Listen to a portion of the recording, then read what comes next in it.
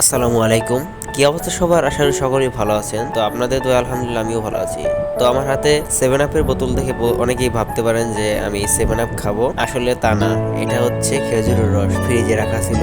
এই প্রচন্ড গরমে সুস্বাদু খেজুরের রস খেতে মজাই আলাদা। এদিকে আবার আমার ঠান্ডা লেগে গেছে গরমের কারণে। যতই ঠান্ডা লাগুক, খেজুরের রস আমার পছন্দ, তাই এটা আমাকে খেতেই হবে। এই গরমের মধ্যে সুস্বাদু খেজুরের রস আমি মিস করতে চাচ্ছি না। আমার মতো ফ্রিজে রাখা খেজুরের রস এই গরমের মধ্যে কে কে খেয়েছেন কমেন্ট করে জানা। তো খেজুরের রসটা খেতে অসাধারণ ছিল, খুবই মজা, খুবই মজা।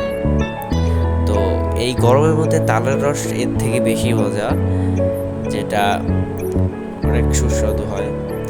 আর এটাও অনেক মজা ছিল, পুরো কাঁচা রস।